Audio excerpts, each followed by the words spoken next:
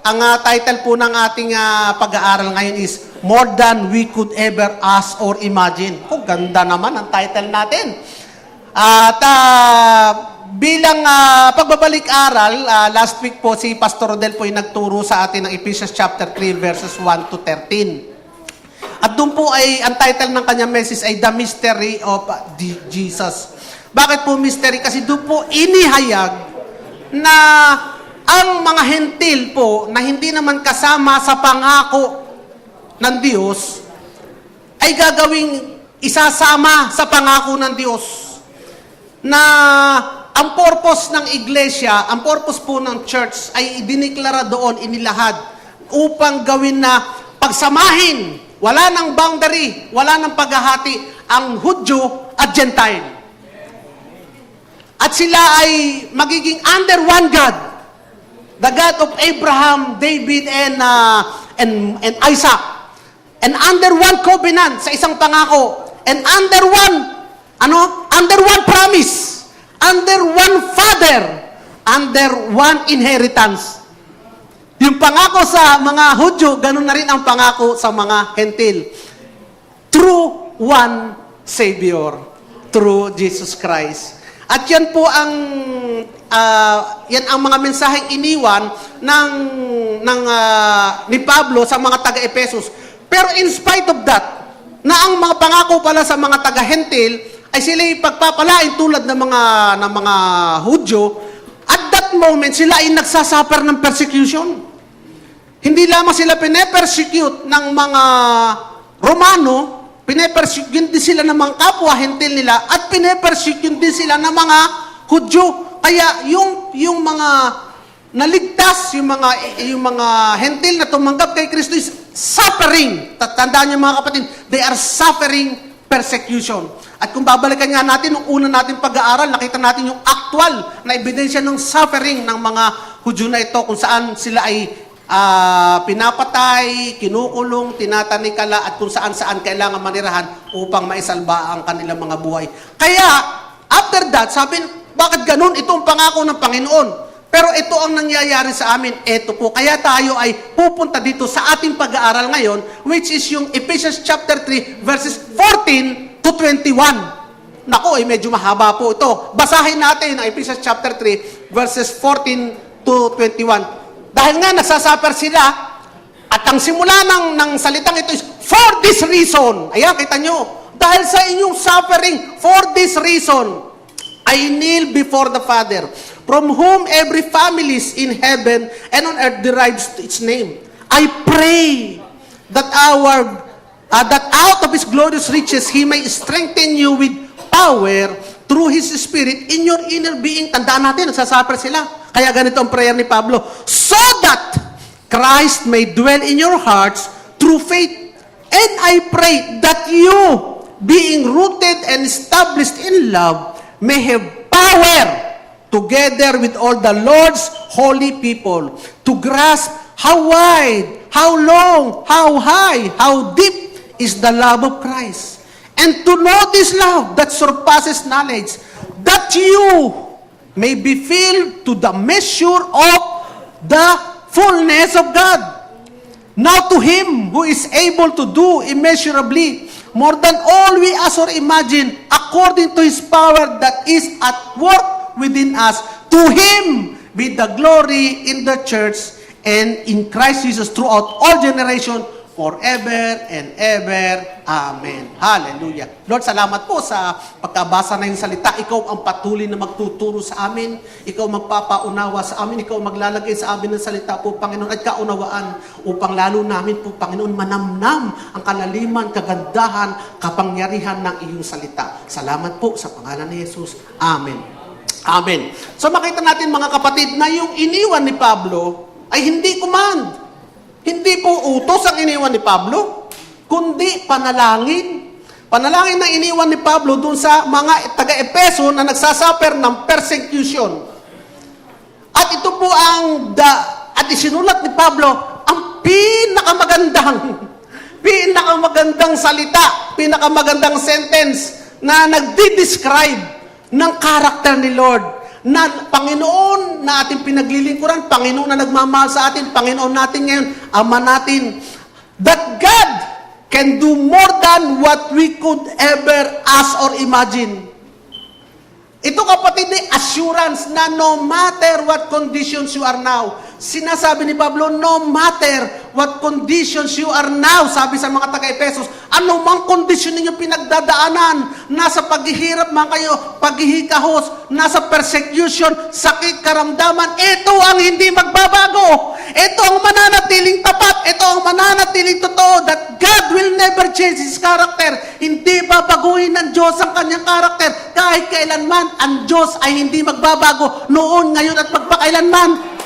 At ano itong karakter na ito, mga kapatid? What is this character? That God can do immeasurably more than we could ever ask or imagine, mga kapatid. Yan ang katotohanan na hindi magbabago, kapatid. Saan ka man naroroon, kapatid, ito hindi mababago. Hindi mo kayang baguhin itong kondisyon na ito. At ano, bakit hindi magbabago? Bakit kailangan sabihin ito ni Pablo? Upang mag-manifest ito sa kanila, upang maramdaman nila ito, upang maisabuhay nila ito, ma-experience nila ang katotohanan ito. Bakit kailangan nila ma-experience? Upang madakila ang Panginoon. Kasi nga, so that Christ will be glorified and made known through the church for all generations forever. Yun ang purpose. Para maitanghal ang Panginoon, madakila ang Panginoon. Bakit hindi sinabi ni Pablo sa kanila, ay, alam niyo mga Efeso, kayong mga kahit kayo ay persecuted, kayo ay ganito gagawin sa inyo, Lord, ililigtas kayo, ikikip safe kayo, bibigyan kayo ng bubong. Hindi niya sinabi yun. Hindi yun na sinabi ni Pablo.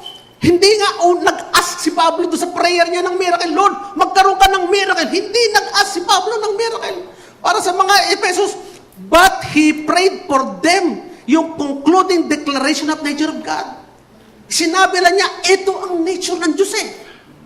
Wala siya sinabi, Lord, iligtas mo siya. Lord, pakainin mo siya. Lord, ilayo mo siya sa kapahamakan. Lord, mag-miracle ka sa ala. Hindi yun ang prayer ni Pablo. Sinabi niya, ito ang nature ni Lord. This is the God we serve. The character of God. Kaya, let's go back. At ang ganda kasi yung kasi yung pinaka-essence ng kaya nga title ko yung The God who can do more than what we could ever ask or imagine. Alam niyo mga kapatid, yung mga founder ng church na ito, noong mga 87? Alam niyo, hindi nila nakita ang building na to. Alam niyo mga prayer nila, Lord, bigyan mo kami ng isang maliit na karaoke. Ayun ang mga prayer nila. Lord, bigyan mo po kami ng silyang mauupuan. Lord, bigyan mo po kami ng sasama sa amin. Kasi saan ba sila nag-church? Sa mga bahay-bahay. Ba't ako'y parang nasusulo sa ilaw? Ha? Bigyan mo kami ng lalaking kasama. Ha? Puro babae kasi yung kasama nila eh. Nakita ba nila yung nangyayari ngayon? Hindi nila nakita yon. But God has able to do immeasurably more than they could ever ask or imagine. Ang prayer nila, Lord, bigyan mo kami ng lalaki makakasama. Nakita natin sino kumanta, si Snow White and the Seven Dwarfs. Puro lalaki. Hindi nila nakita yung building na ito. Siguro, ang pinanalangin, alam mo kung saan sila nag-church? Sa mga bahay, sa mga garahe, sa mga punong-puno, sa mga talyer. Siguro, hingin, Lord, pahingi po ng kahit kurtina man lang na pwedeng itakip dito. Lord, pahingi po ng kahit kurtina man lang siguro na lawanit para maitakip sa dingding. O Lord, kahit po ang pampunas man lang sa sahig para hindi yung ilalim ng aming paa ay may langis. Yun ang mga prayer nila. But what did God do? He did immeasurably more than they could ever ask or imagine. Amen, mga kapatid. Ay tayo na, dito na tayo, Lord, mga kapatid, kaya nakikita na natin, but just going back to that example, that God can do immeasurably more than you could ever ask or imagine. Amen. Alam niyo mga kapatid, tayo ay talagang, yung mga nasa middle, yung mga nasa padang huli na nakasama natin, nakita niyo yung elevation, nakita niyo yung pagbabago, pagkilos ng Panginoon sa church natin. Pero maging ganun pa man, mga kapatid, tayo ngayon ay naandun pa rin sa punto that yung iba sa atin, they have never yet experienced yung katotohanan that God has able to do more than they have ever asked or imagined. Kahit tayo sa church natin hindi pa kasi napupuno yung church natin Hindi pa tayo nagiging impact sa community. Hindi pa lahat mananampalataya ang nakapalibot sa atin. Hindi pa tayo nakakalabas ng ibang bansa, ng kung saan-saan man. Hindi pa tayo ganun kalaki ang impact. And yet, we could still imagine that. And yet, nakikita pa natin. And yet, we could still pray for it. Di ba, pinapanalangin natin, Lord, punuin mo po yung iglesia namin. Lord, gawin mo pong 2 o 3 ang service namin. Di ba, naipagpe-pray natin yon? Di ba, nai-imagine natin yon? At ang sabi dito, God is able to do more than we could ever ask or imagine. Amen, mga kapatid. In speaking in personal life din, mga kapatid, sa mga personal life natin, mga kapatid, siguro meron mga iba sa atin na nagugulat na sa sitwasyon ng buhay nila. Nung nagpe-pray sila, Lord, bigyan mo lamang kami ng konting negosyo, bigyan mo lamang kami ng malit na negosyo para meron kami pagkain, kunin ng pagkain. And yet, what did God do? Anong ginawa ng Panginoon? Nagulat na sila because God has blessed them so much. Amen, mga kapatid. But personally, and actually, sinasabi natin na many have experienced, but many has yet to experience. Many have not yet experienced this. Kaya kailangan natin pag-aralan ngayon, what are the conditions? Why? Bakit kaya not everyone has experienced this God who is immeasurably, can do immeasurably more than we could ever ask or imagine. Kaya si Paul ngayon ay nag-pray. Kaya si Pablo ay nag-pray. At ang prayer niya, he prayed for a very particular sequential prayer items. Particular sequential prayer items. Ano ba yung sabihin ng sequential? Sunod-sunod. Magkakatugma itong prayer na items na ito. Bakit? Itong prayer na items na ito, building up para sa stage. Para marating yung stage na parang prayer item 1, prayer item 2, prayer item 3, hanggang maset up yung stage so that God can now manifest and display His immeasurable answering character and nature. Para mag-glorify si Jesus Christ on the stage kung saan si Lord ay madi-display. Sabi nga, displaying the multifaceted wisdom of Christ. Amen, mga kapatid. So, kaya itong prayer niya is just a prayer items. Bakit? Anong principle nito? Ano ang pwede nating pagbalikan na principle na tinuturo ni Pastor James na sinabi ni Pablo dito? Sa Matthew chapter 9, verse 37 and to 38, ito nakasulat. Then he said to the disciples, the harvest truly is plentiful. Sinabi na ni Jesus Christ, ay plentiful ang harvest. Nandun na, nakadeclare na. Kompleto na. The harvest is what? Plentiful. Hindi na sasabihin, maaani kaya kami ng marami, aani kaya kami ng maunti. Hindi na, sinabi na ni Jesus Christ, plentiful ang harvest. But, the laborers are few. Therefore, pray the Lord of the harvest to send out laborers into harvest. Kita natin yung principle, mga kapatid. There is the product, pero nag-pray siya ng stages.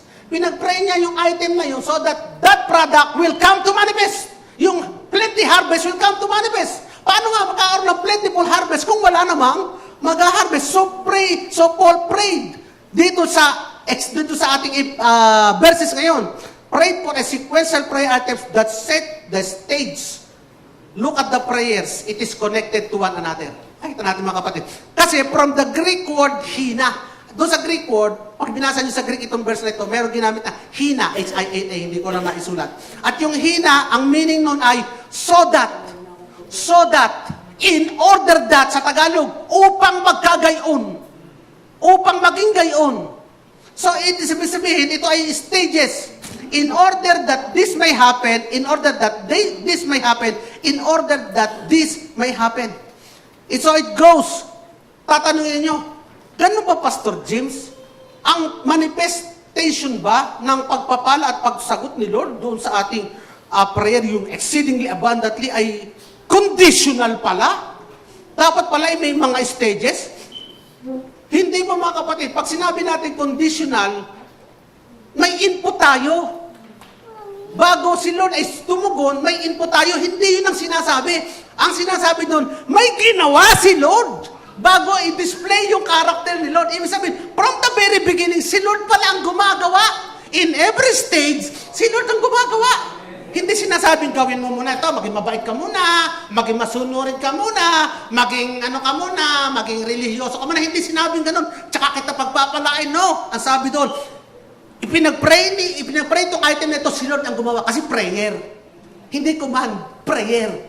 Pinag-pray yung second item, si Lord ang kumilos, tumugon. Pinag-pray yung third item, si Lord ang kumilos. At sinabi, now, God is able to do immeasurably more than you could ever ask for or imagine. It is still grace. Bakit? Because still God who did everything from beginning up to last. Amen mga kapatid. Naintindihan po ba natin mga kapatid yun? So, what are these prayer items? Ito muna.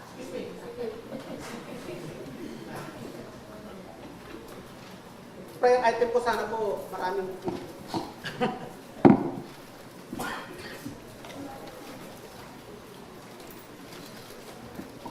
Okay, mga kapatid.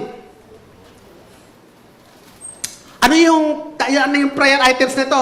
Ito ay nahahati sa tatlo, pero yung panghuli, yung doxology, ay mamaya natin didiscusin. Number 1, yung strengthened by the Spirit, Ephesians chapter 3, verse 16. Number 2, Christ dwelling in our hearts, Ephesians chapter 3, verse 17a. Number 3, rooted and grounded in love, Ephesians 3:17 to 19. And last, which is yung doxology. Okay, number 1 muna. Ephesians chapter 3 to 16, strengthened by the Spirit. Basahin natin, I pray that out of His glorious riches, He may strengthen you with the power through the Spirit in your inner being.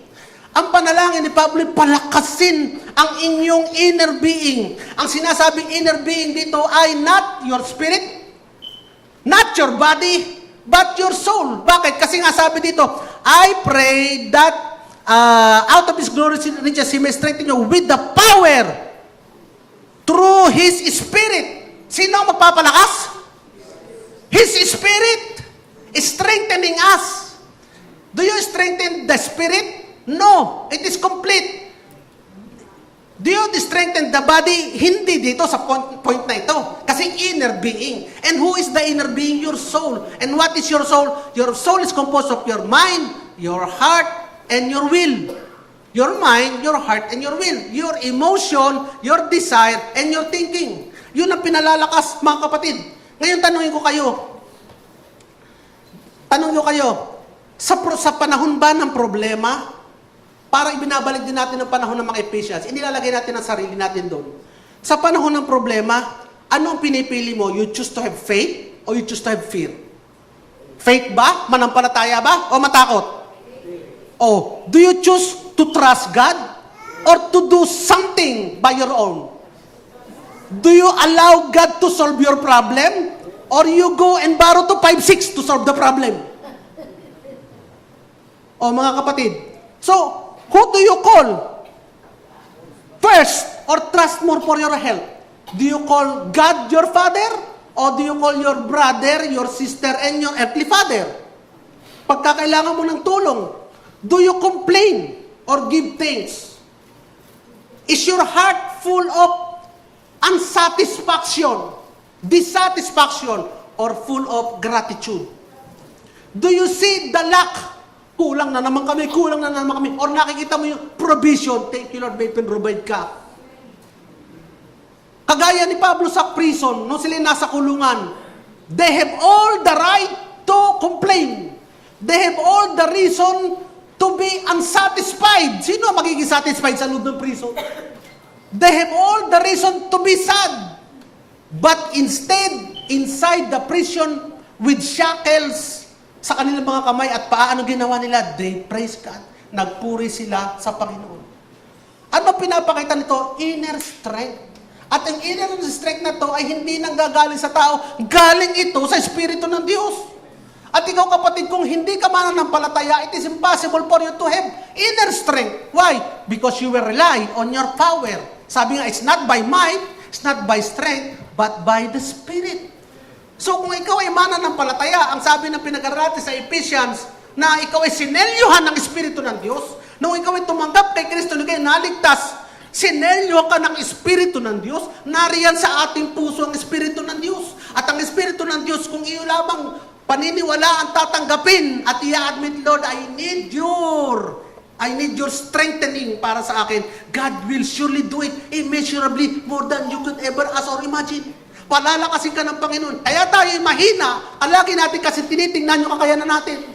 Pero kapag ka tumingin ka sa Panginoon, Lord, ikaw po ang nagpapalakas sa akin.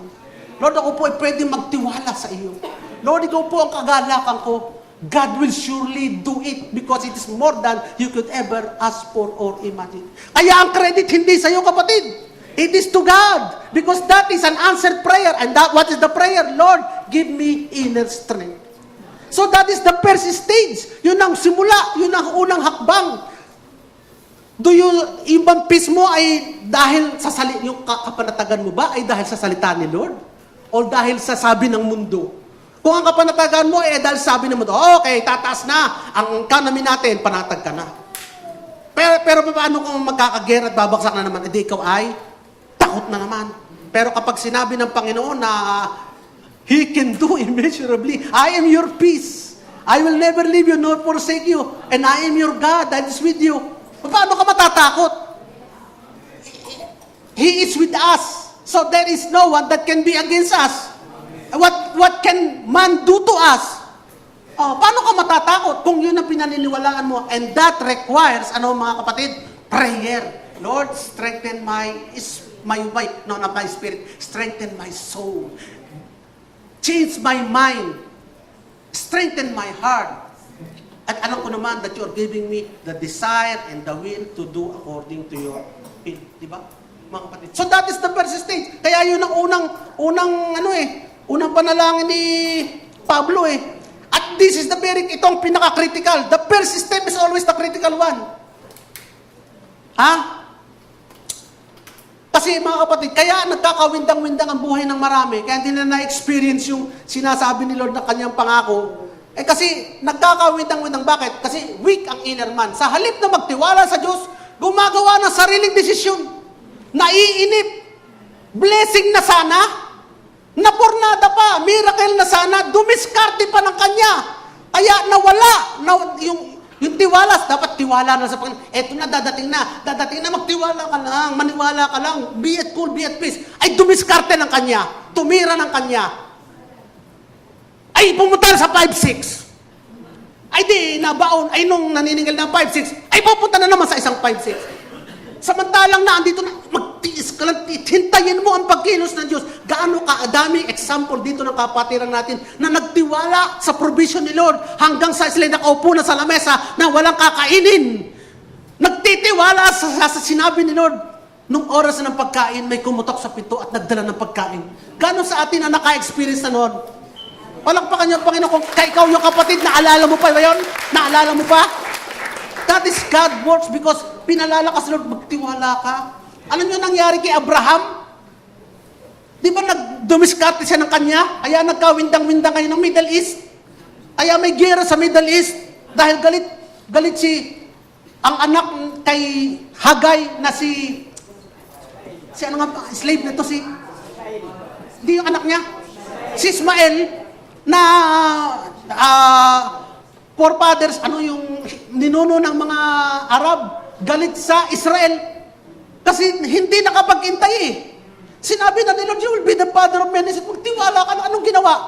Ay kumuha ng ng ibang means. Dumiskarte ng kanya. Ay sa New Testament, sino example natin? Ay nandiyan si Ananias at si Sapphira. Ano nangyari kay Ananias at Sapphira? Yung bago pa lang ang church, ang mga church naglilikom ng pera para sa kanilang community, para doon sa buong iglesia. Anong ginawa nitong dalawa? Ibinenta yung ari-arian, tinago ang kalahati, tapos sinabi, ito lang ang aming pinagbentahan. Dumiskarte ng kanya, nawala ang tiwala kay Lord, nagtago ng portion niya. Ayaw niyang, hindi, imposible naman, baka naman kami pwede makinabang. So, hindi sila, humina yung inner strength nila, yung kanilang desire at yung kanilang willingness to obey. Humina. Why? Kulang. Kaya kailangan prayer na palakasin lagi ni Lord ang ating inner man. Kaya ang prayer natin lagi, Lord, strengthen my soul by your Spirit. It is not by our strength, but by your Spirit. It is because of your grace. Biyaya pa rin ni Lord. Sa biyaya tayo ni Lord aasa. So that is very critical mga kapatid, yung first stage. Second stage, second prayer item ni Pablo, Christ dwelling in our hearts. Ephesians chapter 3 verse 17. Sabi ng Ephesians chapter 3 verse 17, so that, kita niyo mga kapatid, yung first step, resulting into the second stage. So that, para manahan, so that Christ may dwell in your hearts through faith. Ay, tika muna. So that Christ may dwell in your hearts through faith. Aba, ay kailangan pala magkaroon ko muna ng illustrate para mag-dwell si Jesus. Abay, tika muna. Ay, di ba pinag-aralan natin, Galatians 2:20, He died so that I no longer live, but Christ lives in me. Sabi na sa John, if you love me, you will obey my command. Me and my Father will love you, and I will dwell in you. Ay, bakit sasabihin mo sa akin na kailangan pala may inner strength para mag-dwell si Christ sa puso natin, mga kapatid. Yung dwell po na salita na ginamit dito, mga kapatid, ay from the Greek word katoi kaasai. Hirap. Baka yan, dwell. Katoi kasai. Ang meaning po ng katoi kasai na ginamit dito is not just to be present, it is to settle down, to inhabit, to be at home, mga kapatid. Naninirahan na si Lord sa puso natin, pero minsan dahil tayo ay mahina, ang ating inner man, mga kapatid, ay parang si Lord ay bisita lang. Bakit anong bisita lang? Ay hindi siya at home. Hindi siya at home sa mga puso natin. Noong ang aking anak na lalaki nag-inherit ng room ng kanyang sister na umalis na, in-inherit niya yung room. Pero anong ginawa niya para maging at home doon sa kanyang kwarto? Pinag-aalis niya yung mga display na pambabae, pinag-aalis yung mga panty doon sa drawer, pinagpapaltan yung mga kulay, binago niya yung setup ng room para siya ay maging at home. So, he fixed something, he fixed many things in that room para siya maging ganun at home. At kung ako'y para naman maging at home doon sa room niya ngayon, I need to fix many things. Kailangan kong alisin yung pinagkainan na plato, inaamag na mga tasa, mga balat ng candy at balat ng chichirya, at kailangan kong palitan yung kama na punong-puno ng balahibo ng aso, kasi doon natutulog yung aso. I need to fix many things to be at home doon sa room na yun. In the same way, ganun din sa puso natin. Christ need to fix many things in our heart to be at home in our heart. Baka tayo, mga kapatid, Kristiyano ka na, pero marami ka pa rin closet sa iyong puso. Ano ibig sabihin ng closet? Marami ka pa rin taguan. Buti ko ang laman ng taguan ay mabubuti at magagandang bagay. Pero kung ikaw ay Kristiyano na, pero marami ka pa rin taguan, at ang laman naman ng taguan may mga bulok, how can Jesus dwell, be at home in your heart? Kailangan ayusin yun. At sino mag-aayos nun? Si Jesus pa rin. Si Jesus pa rin na mag-aayos nun. Sabi doon, Christ want to be at home in you. He wants to be at home in us. Tandaan niyo mga kapatid, He wants to settle down in our hearts. He wants to have a clean life sa ating buhay. He doesn't have to be running around cleaning, sweeping, rebuking, exhorting, at cleaning yung mga dirty closet natin, mga kapatid. Ito mga kapatid, ito ang sabi ng mixture. Ang sabi kasi ng turo ng mixture, ayusin mo muna ang puso mo para tumira si Kristo dyan. Yun ang turo nila sa atin. Ayusin mo. Paano man maayos yun kung wala kang Kristo sa puso? Ayusin mo muna para tumira si Kristo dyan. Pero ang tunay kapatid at ang biyaya, tumitira si Jesus sa iyo para ayusin ang puso mo. Amen. Palakpakan natin ang Panginoon.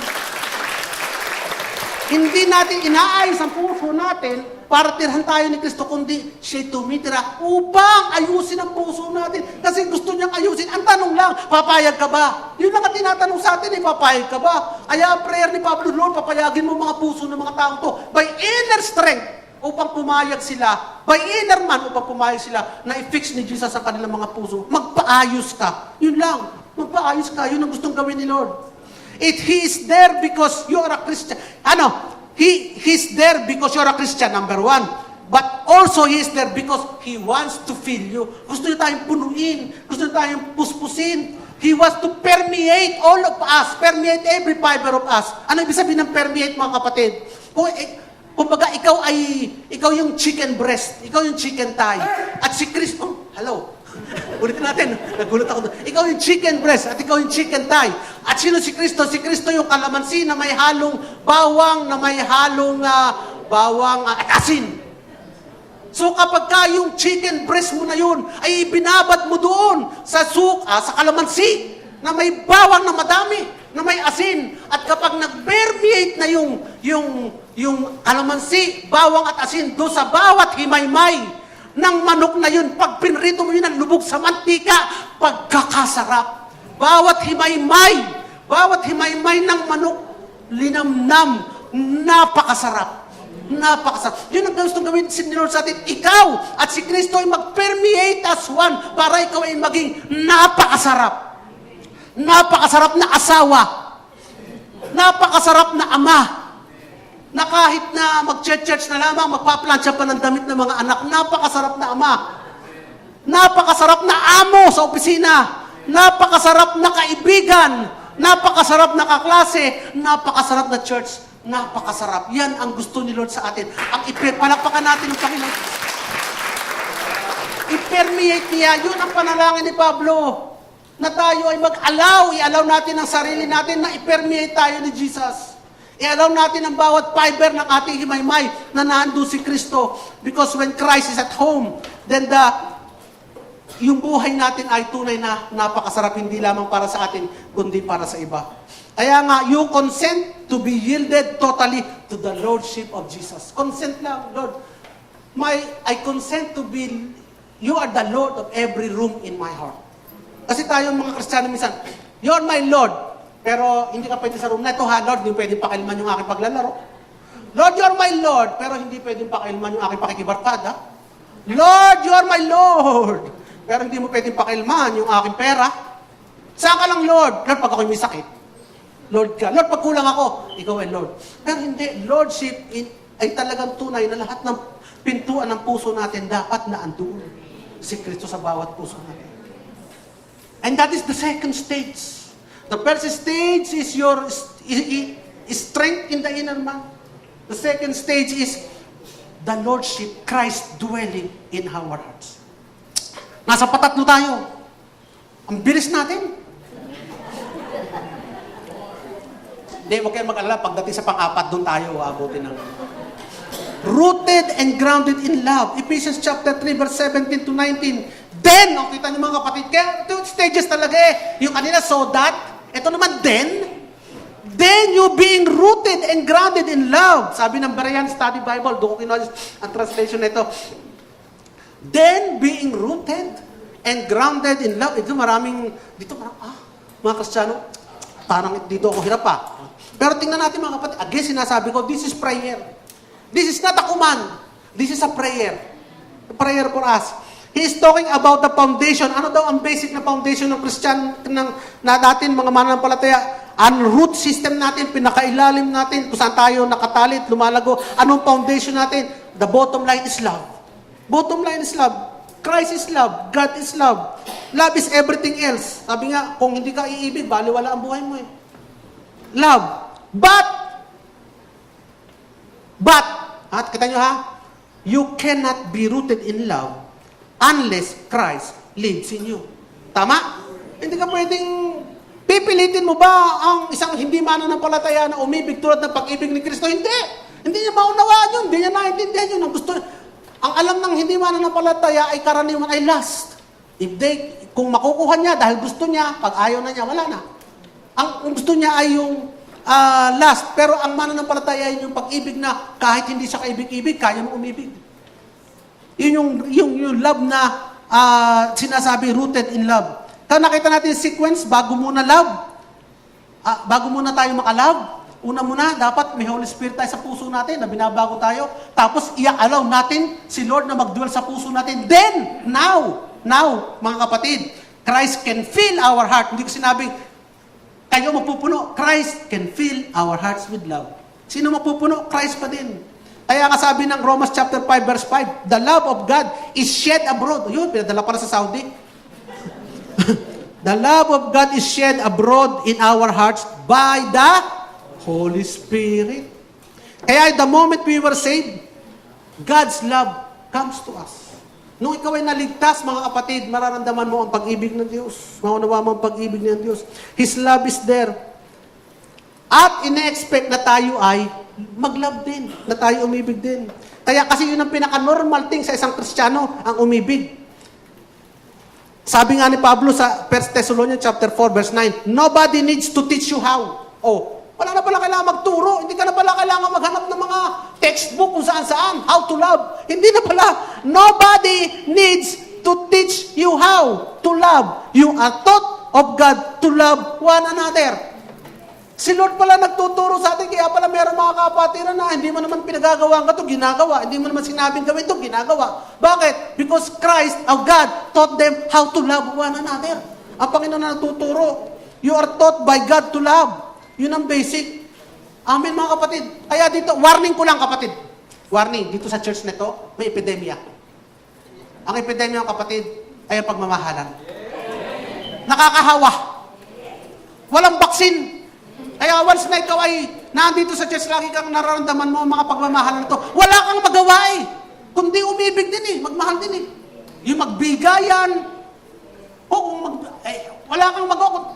Kailangan bibigyan ka tapos, hindi mo na mapipilitin, pero out of that sense of love, parang gusto mo rin siyang bigyan. Because you felt the love from each other. Ano gusto mo? Gusto mo i-reciprocate yung love na yun eh. Kaya kayo kapatid, kayo po na tumatin ng Diyos Abundant Life kayo, mag-iingat po kayo sa pag-atin dito. Baka mahawa kayo ng epidemyang ito. Amen mga kapatid. Because when you become a Christian, love is the most normal thing for Christian to do. Kasi nga yung Spirit, di din nananahan na sa'yo. He fills your life with love.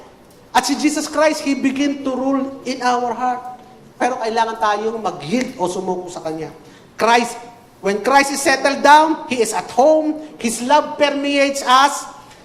At thirdly, anong klaseng love? Incomprehensible love. Incomprehensible love. Hindi mo maunawa ang klase ng pag-ibig. Yun yung bottom line of Christian life. We are a creature of love.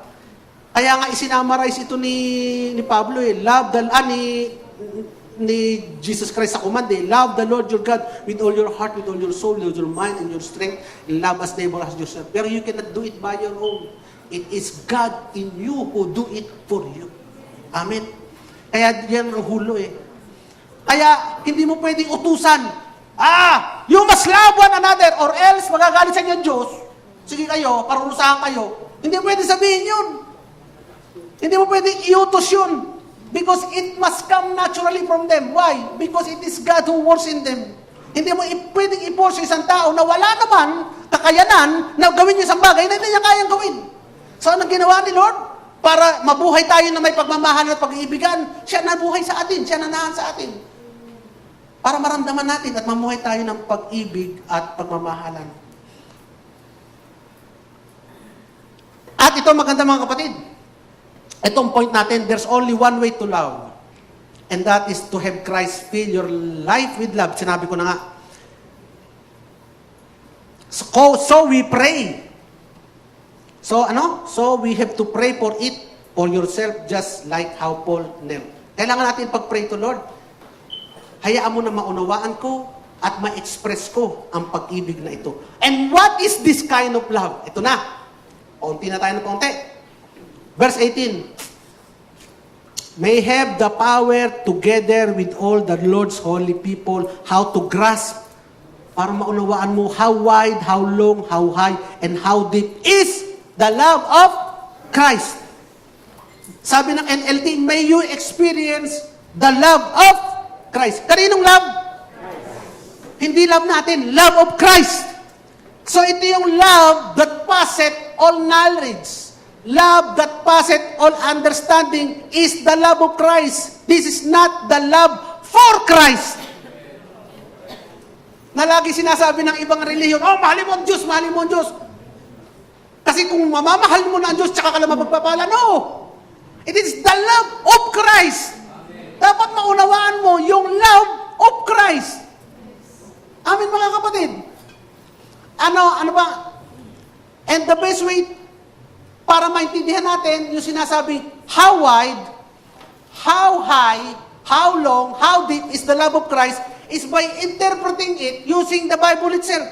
Kaya doon mismo sa Ephesians tayo kukuha. What is the width of His love? How broad is the love of Christ? How high is the love of Christ? How long is the love of Christ? How deep is the love of Christ? Kaya, gaano kalapad? How wide? Ilang meters? How wide? Chapter 2, verse 11. His love is so wide that it includes all people. Chapter 2, verse 11. The Gentiles who were called uncircumcised, and to bring them together to those who were far off, kahit na malayo, and make them near by the blood of Christ, to take the Jew and the Gentile and make them one, and break down the middle wall of partition and abolish the enmity, and make one new man, reconciling the Jew and the Gentile. How wide is the love of God? It includes all people. Hindi namimili ang pag-ibig ng Diyos. Lahat ay iniibig ng Diyos. How long is this love? Gaano kahaba ang pag-ibig na ito? Ephesians chapter 1 verse 4, gaano kahaba ang pag-ibig na ito? Mahaba. Because it began when He chooses us before the foundation of the world. Ibig sabihin ng pag-ibig ng Diyos ay simula nung una pa. Hanggang saan ang pag-ibig ng Diyos, mga kapatid? How long is this love? It stretches to eternity, future.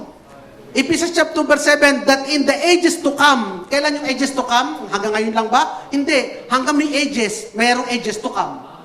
Ibig sabihin, future.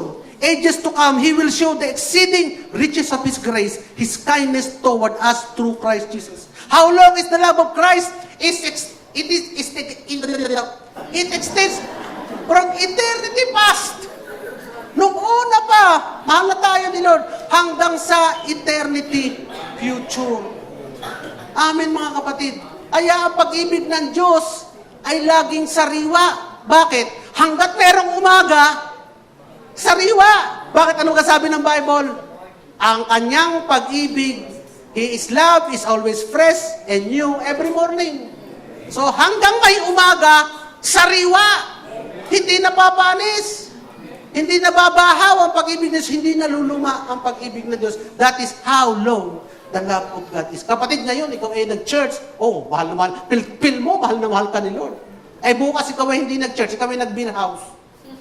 Huwag naman sana, nagbago ba ang pag-ibig ng Diyos? Hindi. Kasi may umaga pa rin eh. His love is always fresh and new. Pero hindi ko sinabi mag-beer house. Ang sabi ko lang, kung nagkamali ka't nada pa, hindi dahilan yun para magbago ang pag-ibig ng Diyos sa'yo. At sabihin ni Lord, tama na, sawa na ako, ang haba na binigay ko sa'yo. 50 years na binigay ko sa'yo pag-ibig, tama na, no? Hanggat may umaga, bago at sariwa ang pag-ibig ng Diyos. Amen? Palakpakan natin sa How deep is His love? How deep is your love? How deep is your love?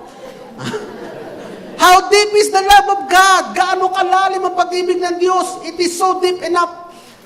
Mga kapatid, Ephesians chapter 2 verse 1-3, when we were dead in our trespasses and sin, when we walk according to the course of the world, according to the prince of the power of the air, when we walk according to the spirit that is at work in the sons of disobedience, when our manner of life was guided by the lust of the flesh and the lust of the mind. And when we were the nature of the children of wrath. Noong panahong ikaw ay malayo sa Diyos. Noong panahong ikaw ay patay sa Diyos. Noong panahong ikaw ay malalim sa iyong kasalanan. Noong panahong ikaw ay walang pag-asa. Hanggang doon, inabot ka ng Diyos sa kanyang pagmamahal. Hindi ka minahal ng Diyos dahil ngayon ikaw ay ligtas na. Hindi ka minahal ng Diyos dahil ikaw ay mabait. Hindi ka minahal ng Diyos dahil ikaw ay masunurin sa magulang. Minahal ka ng Panginoon nung ikaw ay kanyang kaaway. Romans chapter 5 verse 8. While we were yet sinners, while we were yet His enemies, Christ died for us. That is how God demonstrates His love for us. That is how deep the love of God is. Ganong kalalim. Kaya hindi maaring hindi ka maabot ng pag-ibig ng Diyos. Gaano makaputi ka, kapatid. Hindi mo kailangan magpalinis muna para abutin ka ng Diyos, ikaw aabutin ng Diyos sa iyong kaputikan upang ikaw ay Kanyang linisin. And how high is the love of God? Gaano naman kataas ang pag-ibig ng Diyos? It is so high that when He pulled you out of the deep of your sin, He raised you up and seated you together with Him in the heavenly realm. Ganong kataas naman ang pagmamahal ng Diyos na ikaw ay napakalalim, itinaas ka niya, binuhat ka niya, itinabi ka niya sa kanyang kanan upang maging kasama niya to reign and to receive as co-heir with Christ. And to become His family. And to reign with Him. Ganun ka kataas, kapatid. So, you are not just a believer. You are co-heir with Christ. You are not just a believer. Ano mga kapatid? Hindi ka lamang mananampalataya. Hindi ka lamang pinilinis sa kasalanan, kapatid. Ikaw ay iniupo kasama ni Kristo sa kalangitan. Hindi ka mataas yun, mga kapatid. You are the Son of the Most High. May tataas pa doon sa Most High? Wala na. And you are the Son of the Most High. That is how high God loves us. Saan nakasulat yun, mga kapatid? Ephesians chapter 1, verse 3. He blessed us with all spiritual blessing in the heavenly realms. In the heavenly places. Ephesians chapter 2, verse 6. To raise us up together and make us sit together in the heavenlies in Christ Jesus. He has taken us to the very throne of God. Mga kapatid, that is how high it is. How wide? Mga kapatid, how wide? It can reach anybody. It can reach everyone. How long? It runs from eternity to eternity. How deep? It reaches to the pit of sin. How high? It takes us to the presence of God and sits us on His throne. At kapag ka naunawaan mo, kapatid, ito, hindi lang naunawaan, na-experiential knowledge mo ito, mga kapatid. And sabi nga sa verse 19, and to know this love, maintindihan mo itong pag-ibig na ito that surpasses knowledge. Ano mangyayari sa iyo, mga kapatid? You are rooted in love. Kung naintindihan mo ito, kapatid, na ako pala yung minahal ng Diyos na gano'n, wala naman ako. Minahal ako ng Panginoon, ng bata, ako pilyo, basagurelo, hindi ako yun ha. Nire-relate ko lang sa iba sa atin. Ako pala, ang daming ginawa, ako pala yung nangupit sa magulang, ako pala yung tirador ng bayan, ako pala yung mambuboso ng komunidad. And yet, in spite of that, mga kapatid, namatay si Kristo para sa iyo at tinaas ka ngayon. That is how great the love of God is. Amen. Anong gagawin mo ngayon? Siyempre, out of that love, you will love others.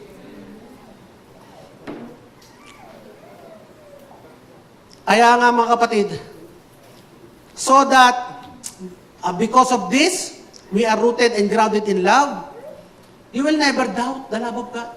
Kapag kakilala mo yung pag-ibig ng Diyos, magdududa ka pa ba sa pag-ibig ng Diyos? Magdududa ka pa, naku, okay, yan naibigay ko sa church kanina, may 50 pesos lang. Baka mamaya yung kita ko dapat na 500, 50 pesos din lang ang kitain. Baka makarma ako. Baka maghiganti si Lord. Magdududa ka ngayon sa pag-ibig ng Lord. Ako'y pinaparusahan ni Lord. Ako'y may sakit Ito'y parusa ni Lord upang ako'y turuan. Pagdududa sa pag-ibig ng Diyos, mga kapatid. Ang pag-ibig ng Diyos, hindi ka paparusahan para katuruan. Kakausapin ka para katuruan, pero hindi ka paparusahan para turuan.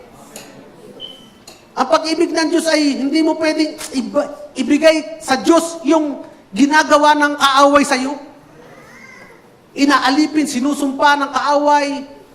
Sasabihin mo, ito ay pagsubok ng Diyos. Hindi pag-ibig yun. Hindi mo, kung kilala mo ang pag-ibig ng Diyos, hindi mo masasabi, ano, susubukin ng Diyos. Samantalang binigay nga niya ang kanyang buhay para sa akin, tapos ngayon, siya nga ay naging mayaman, naging mahirap para sa akin. Tapos sasabihin ko na, pagsubok ng Diyos at titiisin ko ang buhay mahirap. Siya nga ay nasugatan para ako'y gumaling, tapos sasabihin ko ngayon na, pagsubok ng Diyos, itong sakit at karamdaman ito, upang ako talagang tunay na maging matatag. Kalokohan, mga kapatid. Kung naunawaan mo kung gaano ka kamahal ng Diyos, hindi mo masasabi ito. At kahit na dumadaan ka pa sa maraming problema, kilala mo ang pag-ibig ng Diyos sa iyo, masaya ka. Bakit? Alam mo na hindi ka bababayan kasi assurance ito na mahal ka ng Diyos. At ang tao nagmamahal kahit kailanman, hindi mapahamak at mag-suffer ang kanyang mahal sa buhay. Amen, di ba mga kapatid? Gano'n tingnan, palapakan ninyo ang Panginoon. Tingnan niyo mga anak ninyo. Kaya ba niyong mag-suffer yan?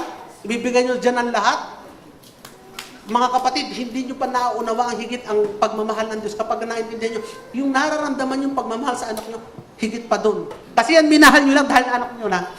Minahal nyo lang dahil mabait. Minahal nyo dahil pugi, mana sa ama. Paano kung kamukha ng kapitbahay? Aba, ito yung makikita ko yung kamukha ng lalaking yun. Bahay nadali yata ni, Oh, mamahalin mo pa gayon? Kasi nga, iba yung pagmamahal ng Diyos sa atin eh. Unconditional kasi yung pagmamahal ng Diyos eh. Tayo conditional, pero ang pagmamahal ng Diyos, unconditional. No matter what, kapatid, mahal ka ng Diyos. Sabihin niyo sa sarili niyo, kahit anumang mangyari, kahit anumang sitwasyon, kahit anumang oras, ako'y mahal ng Diyos. Amen.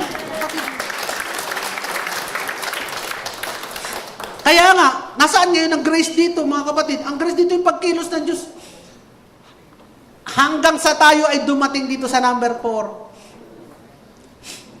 God's power beyond limits. Ito na. Doxology. Bakit may word na doxology? Basahin nga natin yung verse. Ephesians chapter 3, verse 20 to 21. In order. Tanong yung in order. Lagi sunod-sunod eh. In order so that then, nangyayari to, stages. Yung pinagpapray niya, stages. Hanggang sa makarating ka dito, in order. In order that you might be filled with the fullness of God. Yun ang gusto ni Lord. Ma-fill ka ng kanyang fullness. Mapuno ka ng kanyang kapuspusan. Hindi ko kayang i-illustrate ang ibig sabihin ng kapuspusan ng Diyos. Paano magiging full ang Diyos sa akin? Ako'y limited. Ang Diyos ay infinite. Paano ko ilalagay ang karagatan sa isang baso? Pero at least kapag sumahod ka sa baso, sumahod ka sa karagatan sa pamamagitan ng baso, at least makakakuha ka doon ng basura. Then, makukuha mo yung portion ng karagatan. Kung ano yung karagatan, pag hinigop mo yun, ganun pala lasa ng karagatan, maalat.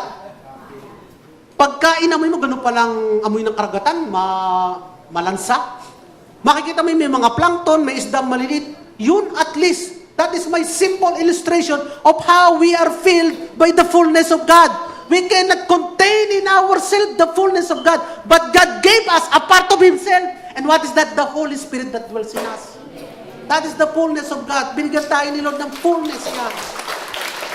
Yun ang gusto ni Lord. Mapil niya tayo ng fullness niya in order that you might be filled with the fullness of God. Yun si mga kapatid, hindi nagsesettle si Lord ng less than fullness. Kaya mga kapatid, yung inner strength leads to dwelling of Christ, leads to incomprehensible love, which lead to the fullness. And you know, saan tayo dadalhin pag we have this fullness? Eto na, verse 20, it comes in doxology. Ano ba ibig sabihin ng doxology, mga kapatid? Doxology is both a prayer and a praise. A song. You praise Him because of His character. Yung awit mo is a declaration of His character. You pray, this character will be shown to us. Yung character no ito inaawit mo. And now, we have a God that can do immeasurably. What kind of God ang gustong pumuno sa atin? Gusto tayong punuin ng Diyos na ito, ng kanyang sarili. And what kind of God is this God that He wants to fill us with Himself? What kind of God? This is the God who wants to live in me, who wants to live in you, who wants to live in us. This is the God that wants to live in us. Look in verse 20 sa New King James Version. Literal translation ito. This is the God. He is able. Ang Diyos na gustong pumuspos sa iyo ay hindi disable. Siya ay able. Hindi siya bato na disable. Siya ay able. Ano pa? Who is this God that wants to fill you? He is able to do. Hindi lang puro satsat. magbati-hay. He is able to do, kaya niyang gumawa. This God that wants to fill you with this fullness, with this power, is able to do. At ano yung kailangan, ano yung gusto niyang gawin? Next, this God is able to do what you ask. Hindi lamang yung gusto niya, kundi yung gusto mo din. Ang gustong gawin ng Diyos para sa iyo. Itong Diyos na ito na makapangyarihan, na gustong manahan sa iyo is able to do what you ask. Hindi pa nakakapagpuri na tayo sa Panginoon ito? Salamat Lord, meron kaming Diyos na gustong at kayang gumawa ng aming hinihiling. At ano pa itong Diyos na ito? He is able to do what you ask or think. Hindi mo pa nasasabi. Alam na, gusto nang gawin ng Diyos na ito. Hindi mo na pala kailangan magsalita, pero magsalita ka din. Kasi nga, may as eh. May as eh. Pero ibig sabihin nun, if you cannot ask, He is able to do pa rin what you think. Kaya kahit minsan gusto ko, sa isip ko lang, gusto ko yung makatikim ng tahong ngayong araw na ito. Sinong mamamalingke sa amin? Ay pagtahol ng aso, pagbukas mo may dalang tahong eh. Hindi lang tahong. May kasama pang hipong. Ay hindi able to do more than pa. Ano, sino itong Diyos na ito? Ang Diyos na ito that wants to fill us is, He is, ano kapatid, sulat mo na yan. He is able to do all. Hindi lamang part, hindi lang isa, pagbibigyan kita sa isa ha, dalawa, tama na. Pero no, sabi doon, no, He is able to do all that you ask or think. Kapatid, this is the nature of our God. Hindi ito sinasabi ko lang para palakasin ang inyong loob. Hindi ako nagpapalakas at nag-i-encourage lang. Dinideclare, kaya nga doxology. Idinideclare lang natin ko ano ang nature ni Lord. He is able to do all that you ask or think. And this will never change. Hindi magbabago, magpa-kailan pa man. At hindi lang yun, mga kapatid. This God is able to do above all. Nakakita na kayo ng above all? Higit pa sa lampas? Ay, higit pa sa lahat? Ay, di lampas. Lampas pa doon sa inihiling mo. At sino itong Diyos na ito, mga kapatid? He is able to do abundantly above all that you ask or think. Sa lampas lang. Abundant. Awas-awas sa lampas. Sa lahat. Awas-awas sa lampas. Sa lahat hindi ko ma-describe. At sino itong Diyos na ito? Hindi pa ito natatapos dito, mga kapatid. That's not all. He is able to do exceedingly, abundantly, above all that you ask or think. Kapag ka naintindihan mo, kapatid, ito, sa mga taga-Epeso na dumadaan ng napakaraming persecution, naintindihan na He is able to do exceedingly. Naghihirap kami ngayon, may mga kaaway ka na gusto pumatay sa amin. But Lord, we pray. And yung prayer namin, kaya mo isurpass. And Lord, masusurprise na lang kami. Because you are a God who can do exceedingly. Lampas pa pala sa pinag-pray namin. Hindi lamang basta pinag-pray na nilampasan. Abundant pa, nag-umapaw pa doon. At lampas pa sa lahat ng aming ipinalangin at inisip. What kind of God is this? Na gusto tayong puspusin. Na gustong manahan sa atin. This is the kind of God. Mga kapatid, and as church, kasi ito sinabi ko sa church, and as church, Jesus, our abundant life church, we have that power. Why? Because this is the God that lives in this church.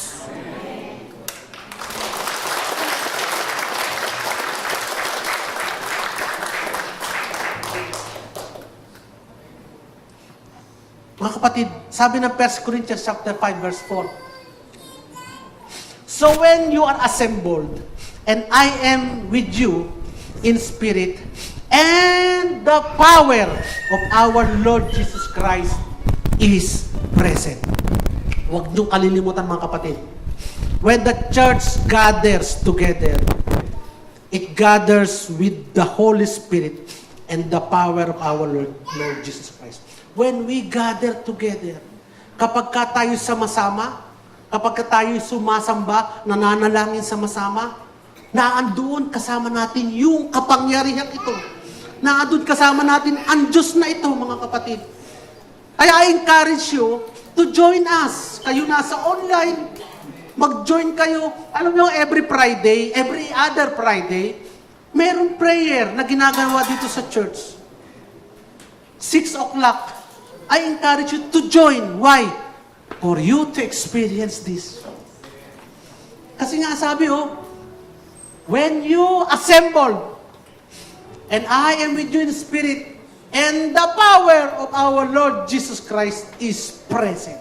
The power of Lord Jesus Christ is present when we assemble as a church.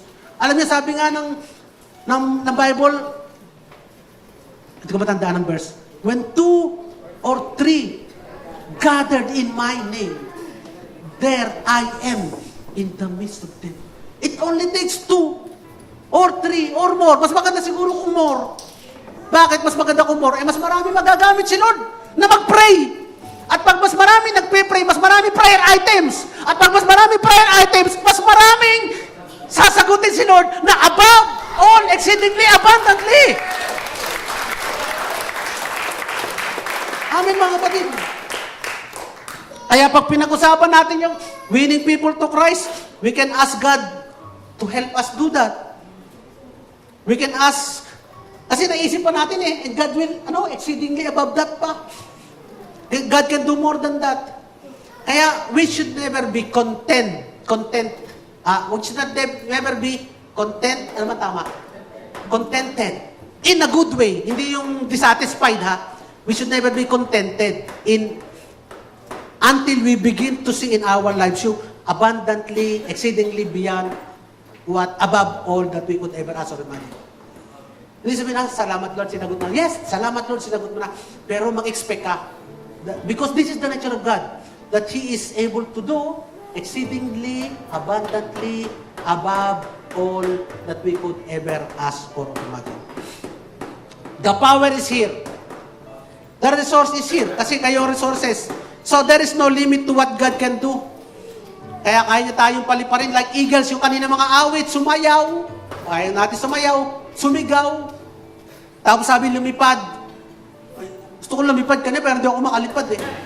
Pero yung pala, pwedeng literal, pwedeng symbolical, but you as a church, God can make you fly. Ano ibig sabihin ng fly? In your business, in your ministry, para nagsusor ka na lang. Bakit? Ang sarap-sarap, ang dali-dali.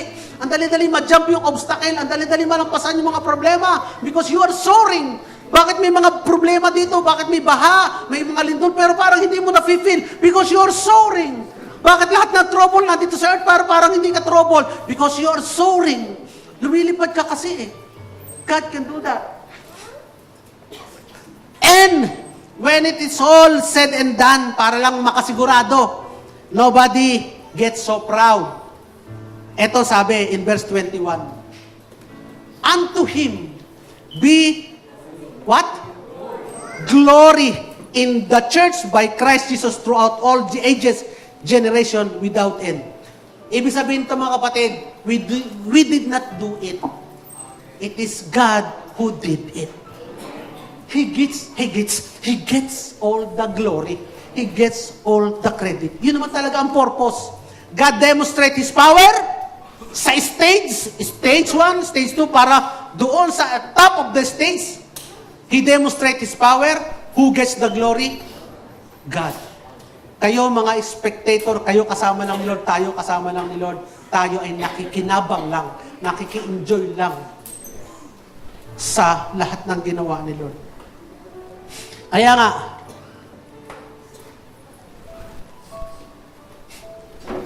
Mga kapatid, if we see God move, we see God's power na nagpo-flow sa church, nag-glorify si Lord. Tama? Kasi kayo, you are a living advertisement for God. Kaya pagka tayo as church ay nag-glorified, si Lord ay also is glorified. Kasi living advertisement tayo eh. And God is glorified in the church. It is to be because the church is moving in an expression of the mighty power that He has on us. Kaya let this translate sa mga individual na buhay natin. Alam niyo mga kapatid, when the church, kung ang church ay healthy, yung individual believers din healthy. Kung ang church ay blessed, yung individual, makinig kayo, yung individual believers din ng member ng church is blessed. Kasi kung ang body is healthy, every cell and every organ of his body is healthy. Pero of course, merong paminsan-minsan na cell na patay. Ang tawag doon, libag. Yung mga cell na patay na kailangan kuskusin, libag yun. At yun ay kinukuskus, kinakayod, inaalis. Sabi nyo sa katabi nyo, huwag kang libag. Hindi ka libag. Tanda ko kasi nung bata kami mga kapatid, ang banyo namin, pag may makakagamit, magtatanong, may sabon, pero may bato.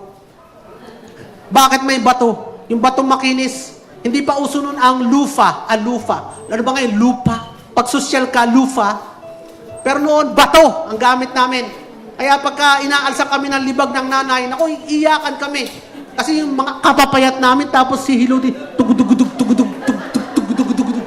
Tapos dito sa may lip, pok. Dito sa may batok dyan, yung mga buto-buto doon, tug. Iyak talaga kami noon. Pagka inaalsa na ng libag. Pero sa church, mga kapatid, wala tayong sanang libag. Bakit? Kasi tayo ay lahat ay healthy. Walang dead part of the body. Amen, mga kapatid. Application, mga kapatid. Yan, application. Anong application natin? Pray with humility. Alam niyo yung pray with humility, parang redundant yan eh. When you pray, it is of course because of your humility. Kasi kaya ka nagpray, ina-accept mo na hindi mo kaya kung walang panalangin. Kaya ka nagpray, umaasa ka kay Lord. And that is humility. Kaya kailangan ikaw ay mag-pray. Ano ang dapat na natin? A posture when we pray, approach God with confidence and boldness. For we will find help in time of need. Kasi ikaw ay believer, inalis na ni Kristo yung harang sa tabing. Ikaw ay kanyang ina-assert na sa kanyang trono, sabihin mo na lang kung anong kailangan mo with boldness and confidence. Ang confidence, magtitiwala ka, naniniwala ka, natutugunin ka ni Lord. Why? Because of the nature of this God. Amen? Number 2, we ask inner strength. Huwag lagi kayong aasa sa sarili. Ito na-teach ko na nung tayo mag-asawa. Nung yung mag-asawa nandito, huwag kayong umasa sa pangako nyo sa asawa nyo. At huwag nyo rin huwag nyo pagtiwalaan din yung ipapangako ng asawa nyo, hindi kita ipagpapalit kahit anumang mangyari sa mundong ito. Ay umulan laki, pinagpalit na. Kasi nga, nakadepende sa sarili. Huwag kayong aasa sa sarili at sa pangako ninyo. Kahit pa sincere kayo ngayon, sincere. I promise, I will never let you go forever and ever. Hindi mo pwede pagtiwalaan yun. Saan ka dapat magtiwala? Sa pangako ng Diyos. Lord, you are the one who keep our relationship alive. Very hot, very warm relationship. Loving each other. Lord, give me strength. Yan. Strengthen me in my inner man. Di ba, mga kapatid? At sino mabibigay siya ng kalakasan? Ang Espiritu ng Panginoon. Number 3, let Christ dwell in you. Ano lang, paano mo sasabihin, nandiyan na si Lord, just Lord, take control of me. Alam mo, mararamdaman niyo yun, pag sinabi niyo, you will lose distaste ang in short, doon sa mga bagay na nakakarumi. Mawawala na kayo ng gana, doon sa mga bagay na hindi kaagaya sa gusto ni Lord. Hindi niyo pinipilit, pero mawawala kayo. Kasi sinurrender niyo kay Lord yung will niyo. Lord, ikaw na pong bahala. Hindi ka naman ililid ni Lord. sa masama. Yung will niya lagi, mabuti para sa iyo. Amen? And be rooted in love of Christ. Rooted in love. Ano ibig sabihin ng rooted in love? I-meditate mo yung how deep, how long, how wide, how high is the love of Christ for you. And ano mangyayari? You will every day praise God for His power. Pupurihin mo lagi si Lord. Lagi dideclare mo, Lord, salamat po. Kahit anong problema, Lord, alam ko na nandiyan kayo. And you can do exceedingly, abundantly, above all that I could ever ask for or imagine. So I will praise you, I will trust you, and give you glory. In Jesus' name. Amen. Anong takeaway natin, mga kapatid? Palakpakan natin ang Panginoon, sis. Palakpakan natin ang Panginoon. Pero ito ang takeaway natin. Basahin natin sabay-sabay. God desires to strengthen believers. Fill us with His love. Work through us in ways beyond our imagination. By surrendering to the Holy Spirit and allowing Christ to dwell in our hearts, we experience what? The fullness of God. Therefore, God is greatly glorified. Hallelujah! Hallelujah, Lord. Thank you, Lord. Kami po ay nagpupuri, nagpapasalamat sa iyo po, Panginoon, sa iyong mga salita na sinabi sa amin ngayon po, Panginoon, pagpapatunay ng iyong kadakilaan. Tunay, Lord God, na wala kaming maibalik kundi papuri at pasalamat sa kagandahang ito. Ikaw ang patuloy na magturo sa amin. Bigyan mo kami ng example, illustration, at physical event sa aming buhay kung saan, Lord God, ma-exercise namin ang lahat ng ito. Na kami matuloy na magpupuri sa iyo at magpapasalamat, mananalangin, at tatanggapin ang katunayan na ikaw ang kumikilos sa amin. Kaya ikaw, kapatid, kung narito ka, hindi mo pakilala ang Panginoon, nais niyang mamuhay sa iyo upang ikaw ay dalhin niya mula sa kapahamakan patungo sa kalangitan. Nais ng Panginoon ang isang simpleng pagtugon, at ang pagtugon na yan ay pagtugon ng pananampalataya. Wala siyang pinagagawa kundi ang pananampalataya. Sapagkat ang lahat ng kailangan gawin, tinapos na ni Kristo sa krus para sa iyo. Sampalatayanan mo lamang at sumunod ka sa maiksing panalangin ng pagpananampalataya nito. Panginoong Jesus, ako po ay isang makasalanan na mapapahamak kung wala ka. Salamat po dahil sa iyong pag-ibig, namatay ka sa krus para sa akin upang bayaran ang aking lahat ng kasalanan. Ibinigay mo ang iyong buhay bilang kabayadan. Pinatigis mo ang iyong dugo upang maging sapat at higit na kabayaran sa aking mga kasalanan. At nung ako'y nalinis mo na sa pamamagitan ng iyong kamatayan sa krus, namatay din ang luma kong maruming pagkatao.